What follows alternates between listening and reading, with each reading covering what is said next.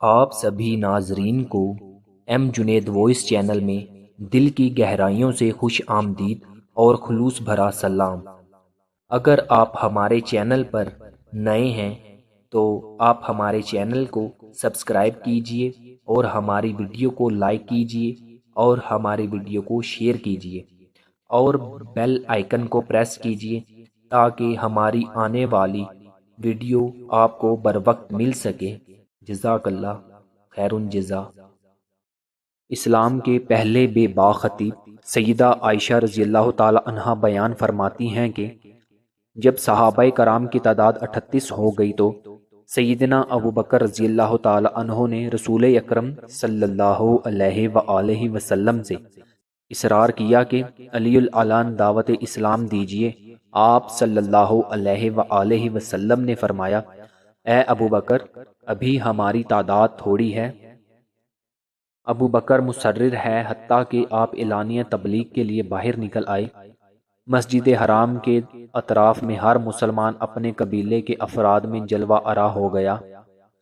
سیدنا ابو بکر رضی اللہ تعالی عنہ تقریر کے لیے اٹھ کھڑے ہوئے۔ اس موقع پر رسول اکرم صلی اللہ علیہ وآلہ وسلم بھی تشریف فرما تھے۔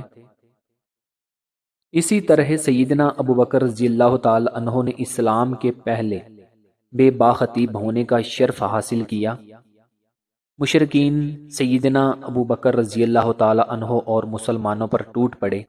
انہوں نے سیدنا ابو بکر رضی اللہ تعالی عنہ کو مسجد حرام میں خوب زد و کوب کیا۔ بدبخت عتبہ بن ربیعہ آپ پر پل پڑے۔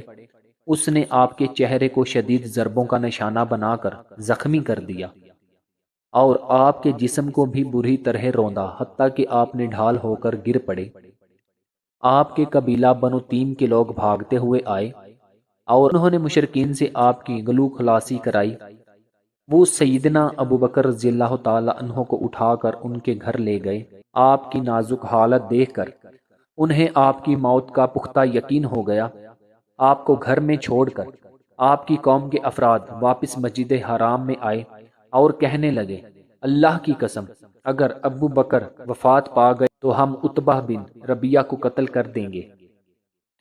اس کے بعد وہ سیدنا ابو بکر رضی اللہ تعالی عنہ کے پاس لوٹ آئے اور آپ کے والد کے ساتھ مل کر آپ کو ہوش میں لانے اور گفتگو کرنے کی کوشش کرتے رہے، حتیٰ کہ شام کو جب آپ ہوش میں آئے تو آپ نے اپنی گفتگو کا آغاز ان الفاظ کے ساتھ کیا، مجھے بتلایا جائے کہ رسول اکرم صلی اللہ علیہ وآلہ وسلم کا کیا حال ہے۔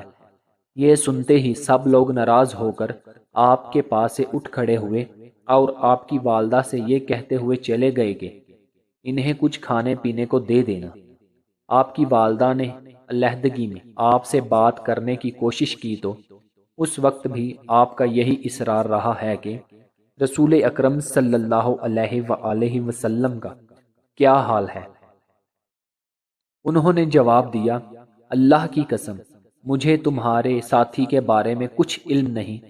سیدنا ابو بکر رضی اللہ تعالی عنہ نے والدہ سے کہا، آپ جائیے اور ام جمیل بنت خطاب سے رسول اللہ صلی اللہ علیہ وآلہ وسلم کی خیریت دریافت کریں۔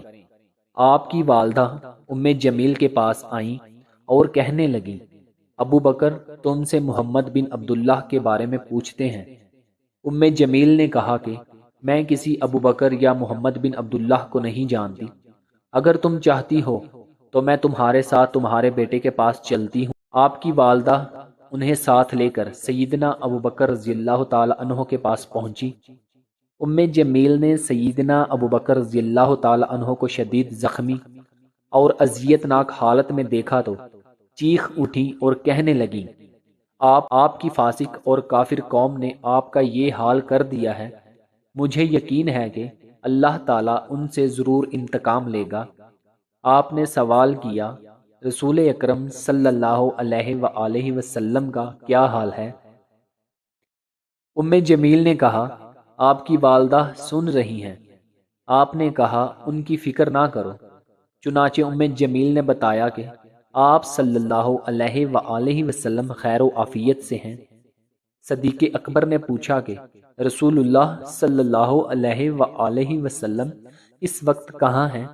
جواب ملا کہ آپ صلی اللہ علیہ وآلہ وسلم اس وقت دار ارقم میں تشریف فرما ہیں۔ آپ نے کہا، اللہ کی قسم، میں جب تک رسول اکرم صلی اللہ علیہ وآلہ وسلم کی خدمت میں حاضر نہ ہو جاؤں اس وقت تک کچھ کھاؤں گا نہ پیوں گا۔ چنانچہ جب رات گہری اور پرسکون ہو گئی تو دونوں خواتین آپ کو سہارا دے کر رسول اکرم صلی اللہ علیہ وآلہ وسلم کے ہاں لے گئیں۔ رسول اکرم صلی اللہ علیہ وآلہ وسلم نے جھک کر آپ کو بوسہ دیا۔ مسلمانوں نے بھی آپ کی خبر گیری کی۔ آپ کی حالت دیکھ کر نبی صلی اللہ علیہ وآلہ وسلم پر شدید رخت طاری ہو گئی۔ سیدنا ابوبکر رضی اللہ تعالی عنہ کہنے لگے، اللہ کے رسول، آپ پر میرے ماں باپ قربان ہوں، مجھے زیادہ تکلیف نہیں، ماں سوا چہرے کے جس کو اس بدبخت عتبہ بن ربیعہ نے نقصان پہنچایا ہے۔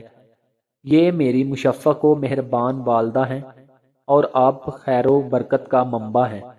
اللہ سے دعا فرما کر میری والدہ کو اسلام کی دعوت دیجیے، ہو سکتا ہے اللہ تعالیٰ انہیں بھی جہنم کی آگ سے محفوظ فرما لے۔ آپ صلی اللہ علیہ وآلہ وسلم نے ان کے لیے دعا کی اور اسلام کی دعوت دی، جس کے نتیجے میں وہ اسی وقت مسلمان ہو گئیں۔ سیدنا صدیق اکبر رضی اللہ تعالی عنہ کی دعوت کے اولین اثرات۔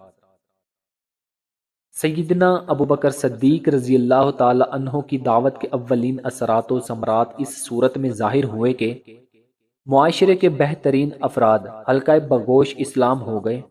آئیے ان نمایاں افراد کی فہرست پر نگاہ دوڑاتے ہیں جنہوں نے صدیق اکبر رضی اللہ تعالی عنہ کی دعوت پر اسلام قبول کیا۔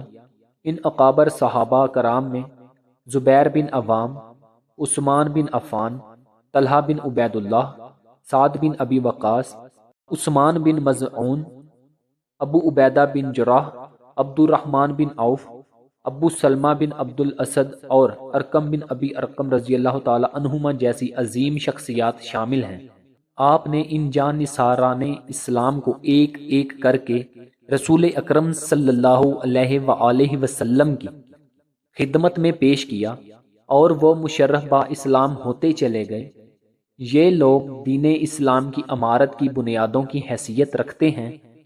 یہی پہلا گروہ تھا جو ہدایت کی نعمت سے مالا مال ہوا اور جن کے ذریعے سے اللہ تعالیٰ نے دین اسلام کو غلبہ عطا فرمایا، حتیٰ کہ لوگ اللہ کے دین میں گروہ در گروہ داخل ہونے لگے۔ یہ تمام پیش روح مسلمان اسلام کے پہلے داعی تھے۔ امت کی سب سے زیادہ رحیم و شفیق شخصیت سیدنا ابوبکر صدیق رضی اللہ تعالی عنہ اسلام کی دعوت کے لیے ایک عظیم سرمایہ تھے۔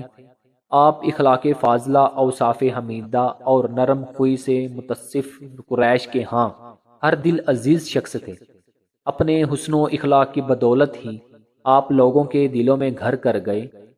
رسول اکرم صلی اللہ علیہ وآلہ وسلم نے آپ کے بارے میں فرمایا، میری امت میں سے امت کے ساتھ سب سے زیادہ رحیم و شفیق شخصیت ابو بکر ہیں۔